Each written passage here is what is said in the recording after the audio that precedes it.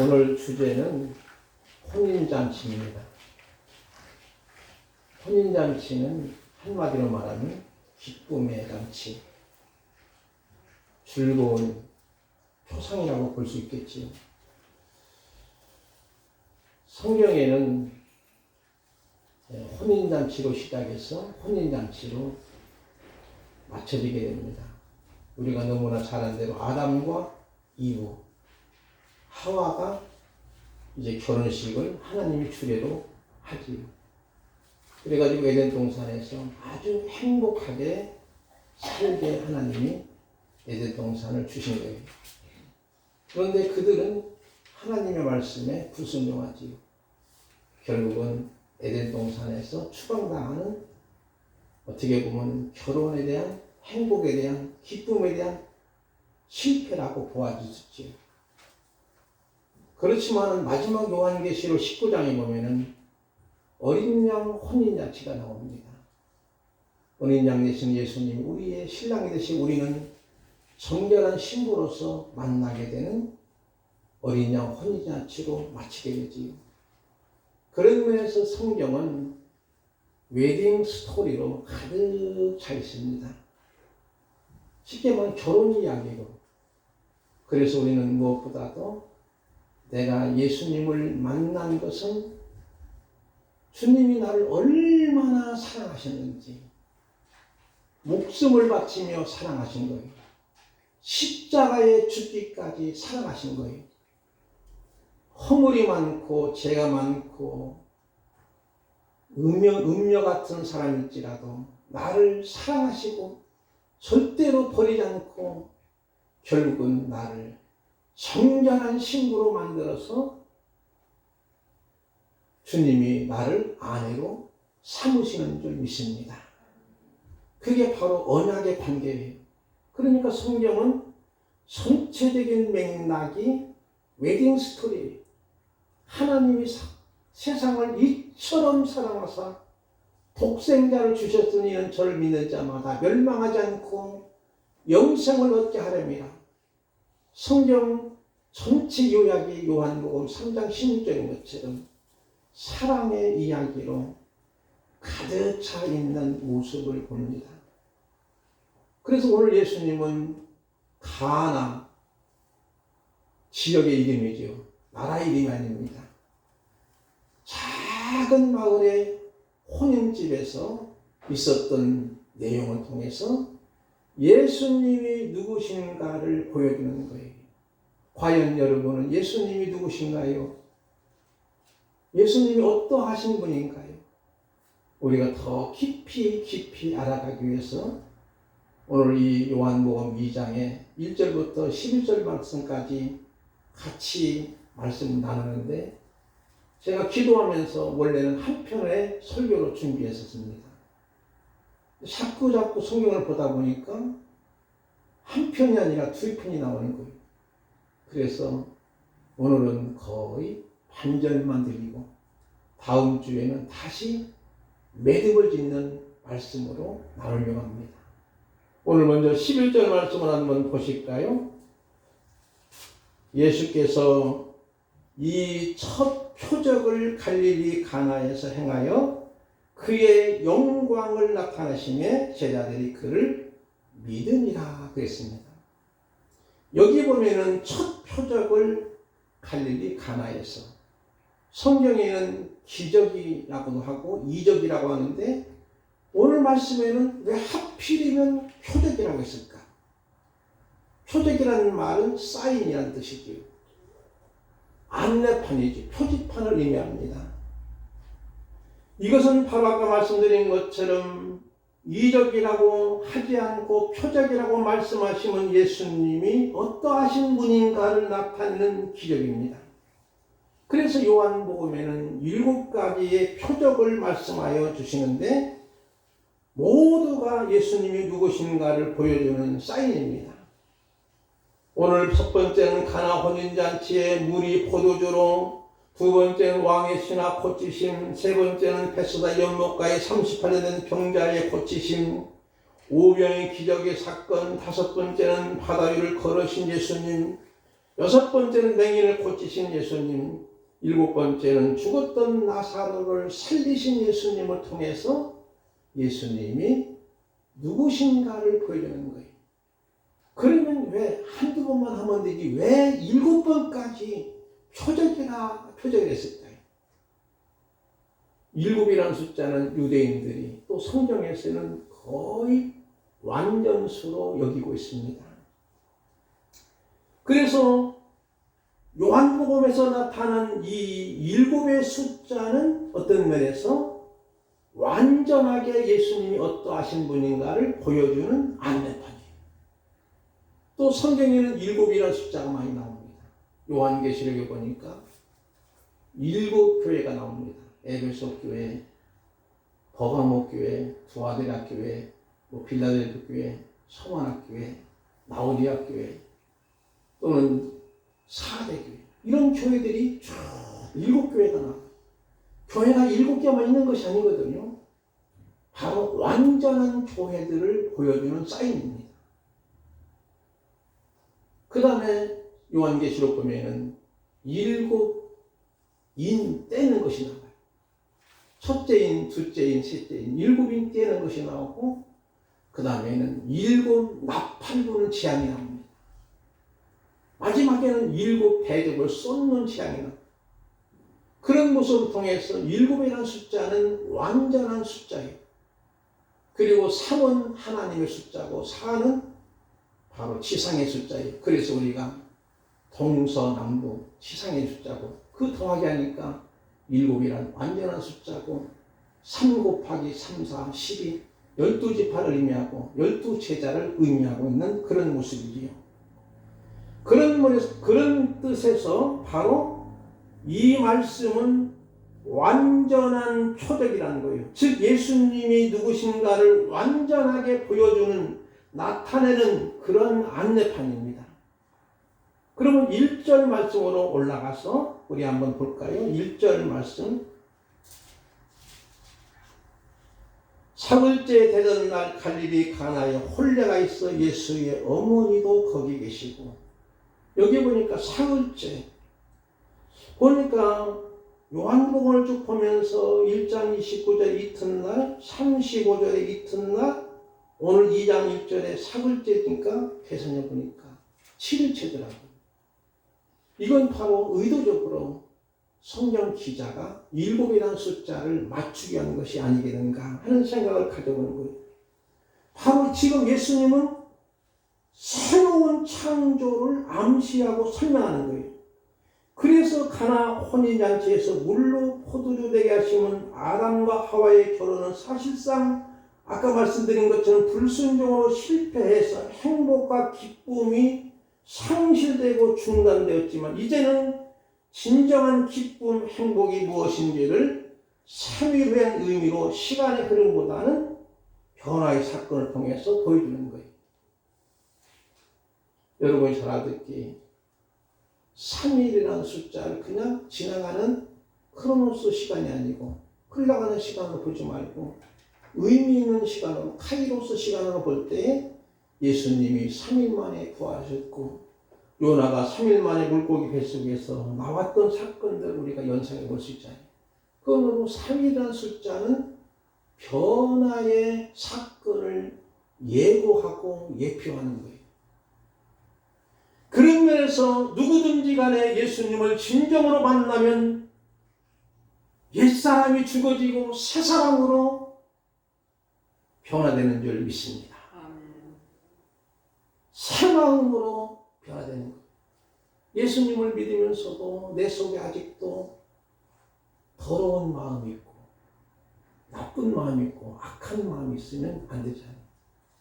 이제는 언제나 사랑스러운 마음, 꽃과 같은 아름다운 마음으로 변화되는 것이고, 옛사람이 다 죽어지니까 새 사람으로 다시 나는 변화된 모습을 보여야만 진정 예수님을 만난 사람이고 믿는 사람인 줄 믿습니다.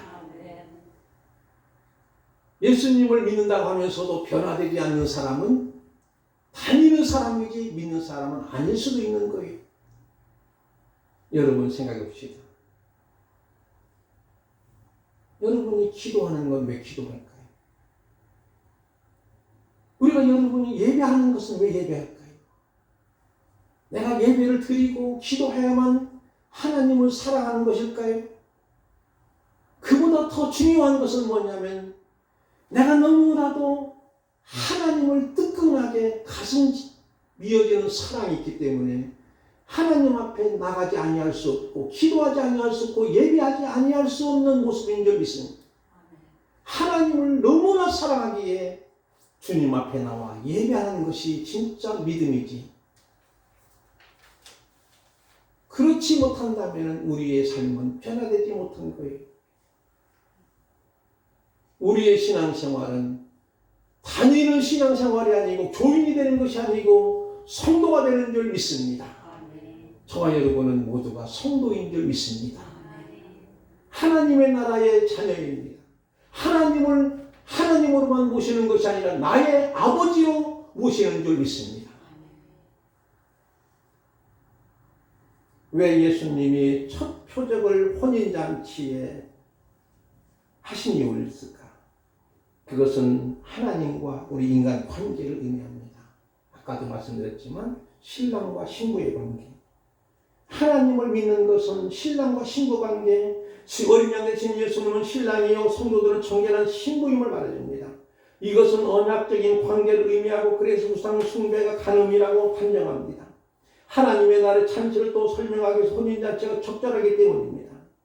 그런 데 있어서 혼인잔치는 기쁨이 차고도 넘치는 거예요. 그래서 성경은 이사야 62장 5절 말씀을 보니까 이런 말씀이 나오고 한번 우리 김영신 원사님 읽어주실까요? 마치 청년이 처녀와 결혼함 같이 내 아들들이 너를 취하겠고 신랑이 신부를 기뻐함 같이 내 하나님이 너를 기뻐하시리라. 아멘. 보세요. 신랑이 신부를 맞아 기뻐하는 것처럼 내 하나님이 너를 기뻐하시리라 하는 거예요. 그러면서 요한계시록 19장 9절 말씀은 우리 전주정 원사님 읽어주실까요? 천사가 내게 말하기를 기록하라. 어린 양의 혼인 잔치에 청함을 받은 자들은 복이 있도다. 아멘. 천사가 내게 말하기를 기록하라. 기록한다는 것은 지금 사도 요한이 밤모섬에서 열심히 말씀을 주시는 대로 기록하고 있는데 또 기록하라고 하는 거예요. 너무나 중요하기 때문에.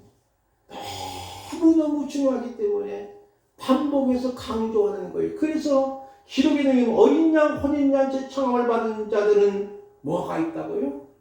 복이 있다는 거예요. 바로 이 얘기를 하고 싶어서 주님은 의도적으로 오늘 가나 혼인잔치에서 있었던 표적의 사건을 보여주는 겁니다. 그런 면에서 유대인의 결혼 규례, 혼례의 규례를 보면은 약혼식이 있고 정혼식이 있고 결혼식이 있습니다. 복잡하지요. 약혼식은 생략하더라도 왜냐하면 어린 시대 부부들끼리 서로 우리 사진 삼자 하는 의미가 있고 이제는 두 사람이 이제 신랑과 신부지 아직은 처녀 총각이 어떻게 눈이 맞아가지고 서로 교제를 하는 거예요. 교제를 하다 보니까 이제는 부모님에게 허락을 받고 이제 정혼식을 합니다. 정혼식은 신부집에서 하는 거예요. 신부집에서 정혼식을 다 하고 나서 신랑은 신부를 데려온 것이 아니라 신부를 놓고 자기 집으로 돌아와서 신부가 살 집을 1년여 동안 잘 지는 거예요. 그것도 아버지의 감독 아래 집을 차지. 집을 어느 정도 됐다 하면 아버지가 얘야 이제는 너 신부 아내를 데려가라. 왜냐하면 정혼식을 하면은 그때부터는 신랑과 신부가 아니고 남편과 아내로의 법적으로 효력이 있어요. 그래서 요셉과 마리아를 보니까 신랑과 신부를 묘사하지 않고 요셉은 남편이고 마리아는 아내로 묘사됩니다. 정혼식만 하는 거예요. 이제 정혼식 한 다음에 1년이 지나가지고 아버지의 허락으로 이제는 신부를 데려가는 거지. 신부를 데려다가 이제는 혼인 예식을 합니다. 그게 바로 오늘날 결혼식이지요. 웨딩 마치를 울리는 거예요. 그때에 신랑이 신부를 맞이하면서 나의 생명을 바칩니다. 이제 나의 아내가 되어 주십시오. 이것이 유대사의 결혼식의 신성한 일로 여기는 거예요. 여기에서 우리에게 주시는 메시지였는 거예요. 우리 주님이 나의 신랑이 되신데, 신랑 되신 주님이 내가 너를 위해서 생명을 바치겠다고 하시는 거예요. 우리 주님이 나를 아내로 맞아들이면서 우리를 위해서 생명을 바치시는 거예요. 십자가에 죽으신 거예요. 보험의 피를 흘리시고 우리를 정결한 신부로 만드신 줄 믿습니다. 우리 주님이 이렇게 생명을 바치신 거예요. 물과 피를 홈땅 쏟으시고 나를 주님의 아내로 어린 양의 혼인잔치에 초대해서 아내로 맞이한 줄 믿습니다. 그런 면에서 여기에 결혼식의 주인공은 신랑과 신부인데 누구인지 밝힐까요? 안 밝힐까요? 신랑 이름이 누구예요? 신부 이름이 누구예요? 혼주 이름도 누구예요? 하나도 없네. 안 박힌 거예요. 대부분이 신랑 아무개, 신부 아무개 그렇게 해가지고 어느 예식장에서 결혼식 한다고 요즘에는 모바일로 많이 청첩장이 오지 않습니까? 요즘에 코로나 상황이기 때문에 저도 결혼식장에 초대를 많이 받았지만 가지 않고 그냥 요즘에는 토스로 그냥 온라인으로 축하금 조금 집어넣으면 되는 거더라고요. 그것이 또 상례로. 그런데 여기에는 분명한 것은 신랑의 이름도 없어. 결혼식에 그래도 주인공인 신부 이름도 없어. 혼주 이름도 없는 거예요. 그것은 무엇을 의미할까요? 여기서 바로 중요한 것은 여기에서 신랑과 신부 밝히지 않는 이유는 예수 그리스도가 누구인지를 보여주기 위한 것입니다. 뿐만 아니라 혼주도 누구인지 모릅니다. 다만 예수님과 그의 제자들이 초청된 것을 보면 혼주가 혹시 이모가 아니가지만 누구인지를 밝히지 않습니다. 이 혼인 예식에서 예수 그리스도가 누구신지를 조명하고 있는 거예요. 아까 말씀드린 것처럼 언약의 관계에서 혼인을 시작해서 혼인으로 결론됩니다. 그러므로 중요한 것은 뭘까요? 성경 전체가 아까 말씀드린 것처럼 사랑의 이야기, 사랑을 빼놓는 성경은 아무 의미가 없는 거예요. 웨딩 스토리예요. 그러나 깨진 혼인관계가 다시 회복되고 구원의 일하기로 이루어집니다. 특히 오늘 스토리는 예수님 오시는 목적이 진정한 기쁨과 행복의 회복이 무엇인지를 정확하게 표현하는 내용입니다. 3절 말씀 볼까요? 우리 3절 말씀은 홍미자 권사님 한번 읽어주실까요? 포도주가 떨어진지라 예수의 어머니가 예수에게 이르되 저들의 포도주가 없다 하니. 예, 포도주가 떨어졌어요. 여러분 생각합시다. 잔치집에 포도주가 떨어졌어요. 일주일 동안 잔치해야 되는데 중간 정도 하면 떨어진 것 같아요. 그 당시 유대인들의 관례는 신랑은 없어도 괜찮아요. 포도주 안 떨어지면 돼. 하는 식으로 생각했다는 거예요. 근데 포도주가 떨어질 거예요. 그러면 지금 어떤 면에는 이 혼인집의 기쁨과 즐거움이 어떻게 됐을까요? 중단된 거예요. 중단된 거예요. 쉽게 말하면. 그러니까 신랑의 유신이 깨끼는 거예요. 체면이 말이 아니죠. 당시 유대인들은 혼인집에 신랑은 잠시 빠져도 괜찮지만 포도주가 없어서는 안 된다는 것을 인식할 정도로 포도주가 떨어지면 기쁨과 즐거움의 상실을 말합니다. 오늘 여기서 우리에게 적용한다면 진정한 기쁨과 행복이 중단된 모습이 현대사회가 아닌가요? 만약에 우리가 예수님을 믿으면서도 주 안에 기쁨과 평화가 없다면 우리 신앙생활을 한번 점검해 봐야 됩니다. 그러나 모친 마리아는 얘야 포도주가 없다. 조용히 가야 되지 않냐. 그런 의미도 있지만 여기서 예수님께 저들에게 포도주가 없다 하는 말은 내가 무엇을 어떻게 해보렴. 모친 마리아가 이렇게 하는 것은 마리아의 인식을 엿보는 거예요. 왜냐하면 모친 마리아는 예수님의 탄생과 예수님의 성장 과정을 보면 적어도 예수님은 평범한 인생이 아님을 느끼고도 충분했을 겁니다. 그런 이 상황에서 어떻게 해보려고 하는 것이죠. 그때 예수님의 반응은 냉랭하게 보이는 거예요. 여러분 잘 알듣기 이 말씀은 다음 주에 또 드리겠지만 모친 마리아가 배 아파서 출산하지. 근데 분명한 것은 성경에서는 성령으로 잉태됐다는 것을 알게 돼요. 천사의 수태구조 통해서. 그러면 이 예수님이 자기의 배가 아파서 낳았지만은 보통의 사람이 아닌 것을 인식하고도 충분했던 거예요. 그러기에 예수님의 어머니 모친 마리아는 이 집에 포도주가 없다 하는 거예요. 그때 예수님이 대답이 4절 말씀을 볼까요? 4절 말씀 우리 홍성희 집사님께서 한번 읽어주시기 바랍니다. 예수께서 이르시되 여자여 나와 무슨 상관이 있나이까 내 때가 아직 이르지 아니하였나이다. 예수님께서 이르시되 여자여 이 말이 여러분이 들을 때 우리 한국의 정서로서는 높은 말일까요? 하대하는 말일까요? 하대하는 말 같잖아요. 싸가지 없는 말이잖아요. 쉽게 말하면 어머니 보러 여자여 하면 싸가지 없는 말이잖아요. 근데 그게 아니에요. 유대인 사이에서는요 존경하는 말이고 쉽게 말하면 예수님이 어머니에게 모친 마리아에게 여자여 하는 것은 거리두기를 하는 것 전점이죠. 무슨 말이냐면요. 예를 들어서 우리 며느리가 저보러 만약에 아버님 하는 것이 좋을까요? 아버지 하는 것이 좋을까요? 아버지 하는 것이 더 가까워지는 거예요. 아버님, 어머님하고 거리가 좀 멀어지는 거예요. 사실은 높임말이지만 그와 똑같은 거예요. 만약에 우리 딸이 저거 아빠 하자니 근데 아버지, 아버니 하면 좀 안 좋잖아요.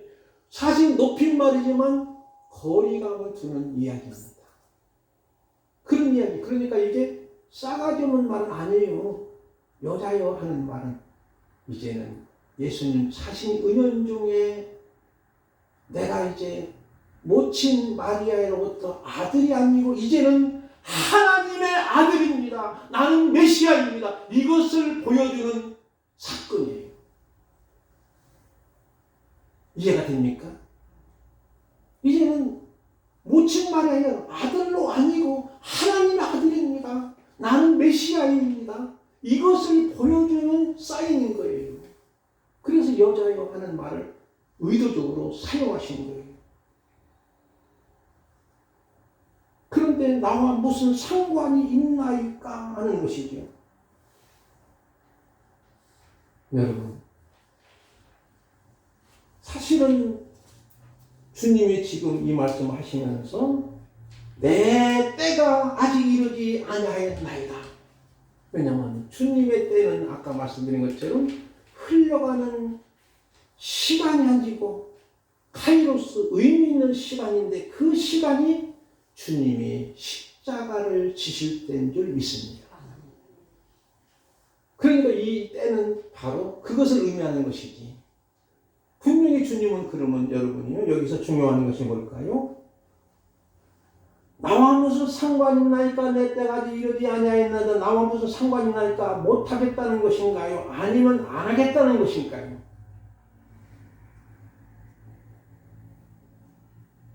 이 말씀의 표현을 나와 무슨 상관이 있나이까 하니까 예수님이 나는 절대 못해요. 아무것도 못해요. 나는요. 무능해요. 그런 말일까요? 안 하시겠다는 말일까요? 문법을 제대로 모르시? 안 하시겠다는 거예요. 지금은 때가 아니라는 거잖아요. 때가 아니기 때문에 얼마든지 할 수 있지만 하지 않겠다고 하는 냉랭한 표현이겠지요. 이것은 뭐냐면 내가 이 사건의 해결자로 온 것이 아니요 메시아로 왔음을 보여주는 메시지입니다. 또한 하나님의 아들로 공포함을 말합니다. 그래서 요한복음 1장에서 하나님의 아들이시라고 말씀이 2장에서 구체적으로 지금 드러내는 과정이에요. 그럼 우리가 예수님을 모든 인생의 문제 해결사로만 생각해서는 될까요? 안 될까요? 안 되는 거예요. 근데 많은 분들이 예수님 믿으면 만사가 형통할 것이고 대박 날 것이고 운수대통할 것이고 자기 어떤 문제 해결사로만 주님을 믿는 경우가 없지 않아 많이 있는 거예요.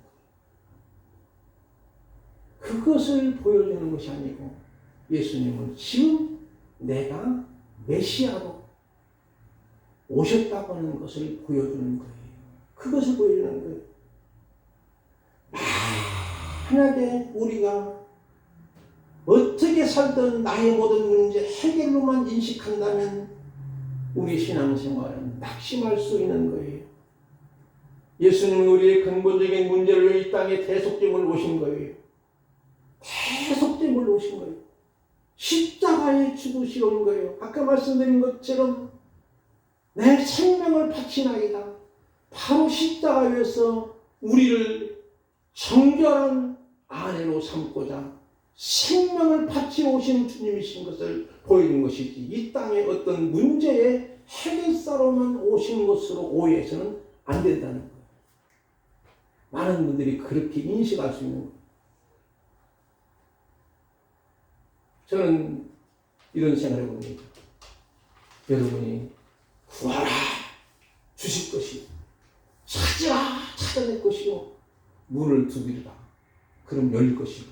그러니까 기도를 끈질기게 하면은 응답이 반드시 돼. 믿습니까? 믿습니까?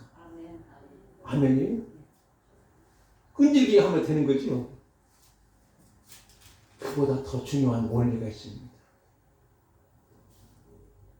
바로 기도하다 보면 하나님이 나의 하나님으로만 믿어지는 것이 아니고 나의 아버지로 믿어지게 되는 줄 믿습니다. 아버지를 만나는 거예요. 만약에 우리가 하나님을 이웃 아버지로 섬기면 어떤 학생이 등록금을 내려고 하니까 등록금이 좀 부족해요. 아버지가 너무나 조금 싸나우니까 아버지가 다 요구하지 않고 옆집에 있는 아저씨에게 아저씨 나 등록금이 조금 모자랐는데 조금 채워주십시오. 옆집 아저씨에게 얘기하면 될까요? 안 될까요? 아버지를 무시하는 거예요. 그걸 싸가지는 거예요. 지켜봐. 내 아버지에게 말씀하는 거예요. 그러면 비록 내가 기도한 것이 잘못되고 있을지라도 하나님은 더 좋은 것으로 응답해 주실 줄 믿습니다. 그것이 우리의 기도 생활이지. 내가 그냥 기도를 막 7시간 하고 10시간 하고 막 매일 그냥 끊임없이 끈질기게 막 금식기도 40일 하면은 하나님이 나에게 대박나도록 응답해 주실 거야. 그런 기독교는 아니에요. 하나님을 아버지로 만나는 것이 기독교예요. 기도하다 보면 하나님이 나의 아버지시고 그 아버지께 기도하게 되고 아버지를 만나고 그 아버지가 얼마나 나를 사랑하시는지 그것을 만나게 되는 줄 믿습니다. 그래서 너희는 먼저 그의 나라와 그의 일을 구하라. 그래야 이 모든 것을 너희에게 더하시라는 것이지. 우리는 보통 그냥 구하라 막 찾으라 문을 두드리라니까 막 계속 끈질기게 기도하면 되는 거예요. 그러면 그것이 되는 줄 알고 막 그렇게 또 강요하는 일반 부흥사들이 없지 않아 있어요. 기도하다 보면 하나님이 나를 얼마나 저에게 사랑하시는지 그걸 느끼게 되고 눈물이 나지 않을 수 없는 그 느낌을 갖게 되는 줄 믿습니다. 그러다 보면 하나님을 사랑하게 되고 너무너무 사랑하는 마음을 내가 갖게 되고, 그래서 우리는 신앙생활이 기쁘고 기쁘도다, 항상 기쁘도다, 나 주께 왔사오니 복 주시옵소서, 그렇게 기도하는 걸 좀 믿습니다. 내 때는 아까 말씀드린 것처럼 십자가의 죽으심을 통해서 구원을 다 이룰 때를 의미합니다. 그래서 예수님이 십자가상에서 물과 피를 다 쏟으실 때 예수님은 다 이루었다고 말씀하시는 거예요. 그런데 여기서 예수님의 반응은 냉랭하게 거절했지만 모친 마리아는 하인들에게 5절 말씀 보니까 이런 말씀이 나와요. 우리 5절 말씀을 호흡정원 선생님 읽어주실까요? 그의 어머니가 하인들에게 이르되 그에게 무슨 말씀을 하시든지 그대로 하라합니다. 아멘. 예수님이 상관이 있나이까? 아무 상관없다고 하는 말씀이죠. 내 때까지 이르지 않았다고 하는데 예수님 어머니는 하인들에게 이르되 너에게 무슨 말씀 하시든지 그대로 하라. 아까 말씀드린 것처럼 벌써 예수님은 메시아인 것을 그때서 모친 마리아가 인식이 하는 거예요. 내가 배아파하는 아들이 이제는 하나님의 아들이야. 이제는 메시아야. 이분이 그리스도야. 이분이 구원자야. 그걸 알게 되니까 무슨 말씀을 하시든지 하인들에게 그대로 하라고 권면하고 있는 모습을 보는 겁니다. 그런 면에서 우리는 7절, 8절로 내려가 볼까요? 잘한 대로 두세 통 드는 돌 항아리 물을 채우라 하시매 이제는 연회장에 떠서 갖다 주라 합니다. 7절, 8절 한번 우리 조금 길지만 우리 김양선 장님 읽어주시면 좋겠습니다.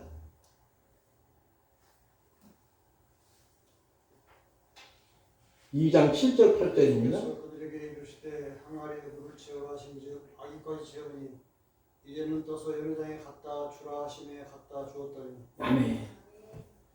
자, 예수님이 지금 하시잖아요. 저는 나와 무슨 상관이 있나이까? 내 때까지 이르지 아니하였나이다. 그런데 모친 마리아는 하인들에게 무슨 말씀을 하시든지 그대로 하라 하는데 예수님 조금 있다가 쉽게 말하면 유대인의 정결 예식에 따라 수세통 드는 돌 항아리 몇 개가 있어요? 6개니까 큰 돌 항아리. 유대인들은 정결 예식이라는 것은 손님 올 때마다 요즘 우리가 손 씻는 거 다 하잖아요. 집에 들어올 때마다 손 씻고 발을 씻겨주는 거예요. 하인이 씻겨주든지 하인이 없는 집은 주인이 와서 발을 씻겨줘요. 그것이 정결 예식이. 그게 구약의 율법입니다. 근데 거기다가 이제 사람들이 없으니까 지금 물이 거의 폈을 거예요. 그래서 예수님이 물을 채우라 그랬어요. 그리고 채워놓고 나서 또 떠서 연회장이니까 뭐 쉽게 말하면 그 잔치를 주관하는 자겠지요. 잔치 주관하는 자에게 떠서 갖다 주라 하는 거예요. 그리고 나서 이제 9절 말씀을 보면서 우리 9절 말씀은 우리 김용길 장로님 한번 읽어주실까요? 예.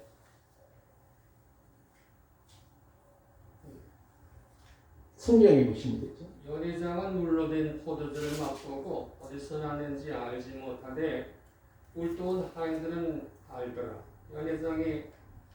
연회장이 신랑을 불러서 거기까지만 보면은 이제 답이 나오잖아요. 자, 어떻게 됐다고 했죠, 여러분이? 물이 뭘로 됐다고요? 포도주 됐다. 여러분 꼭 물이 있어야만 포도주 만드실까 예수님이? 없어도 못 만들까요? 없어도 하실 수 있는 거예요. 왜? 창조주 주님이시잖아요. 무에서 유를 만드신 분이기 때문에. 왜 하필이면 정결 예식에 따라 두세 통 드는 돌 항아리에 물을 채우라 하니까 이 하인들은 어디까지 채웠다고? 일본 말로 이빨 아구까지 태운 거예요. 아구까지 꽉 채우고. 그러면 우린 여기에서 예수님이 창조주 하나님이시기에 물이 있어야만 포도주 만드는 분일까요? 없어도 만드신 분일까요? 없어도 얼마든지 하실 수 있는 분인데 하필이면 이렇게 하신 것은 뭐냐면 정결여식의 물은 무엇을 의미하냐면 구약의 율법을 의미하고 있습니다. 율법으로는 도무지 구원이 없다는 거예요. 아무리 율법을 지킨다 하더라도 율법을 다 지킬 수 없으니 율법으로는 구원이 없고 다만 죄를 깨닫게 하는 역할을 하는 것이지 오직 예수님으로만이 구원받는다고 하는 의미를 보여주는 거예요. 그것을 보여주기 위해서 예수님이 물로 포도주를 되게 하신 사건입니다. 사랑하는 성도 여러분, 이제 말씀을 거의 맺혀들고 있습니다.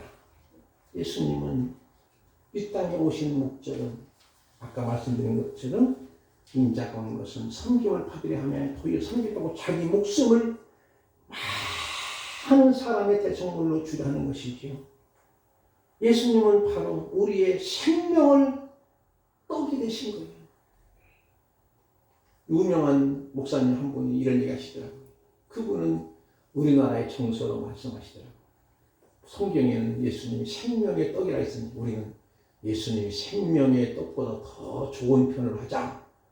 뭐라고 할까요? 예수님은 나의 생명의 뭐예요? 권사님 아침 밥 찼었지요? 생명의 밥이라. 생명의 밥이라는 거예요. 그러면 우리를 살리시기 위해서 오신 거예요. 그래서 우리 예수님은 성찬식을 제정하시면서 떡을 주시면서 이것은 내 살이다. 십자가에서 찢겨진 살이라고 말씀하는 거예요.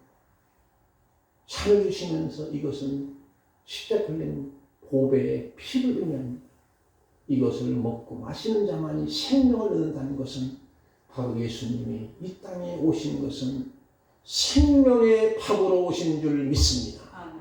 그것을 보여주는 거지. 그래서 이 중단된 잔치, 중단된 기쁨, 중단된 상실된 행복이 예수님을 만남을 통해서 진정한 기쁨이 있는 저와 여러분 되기를 바랍니다. 그 기쁨은 내가 주님과의 신랑과 신부로 만나는 거예요. 이런 은혜가 주님이 부르시는 그날까지 있어지기를 주님의 이름으로 축복을 드립니다. 우리 찬송가 431장 부르겠습니다.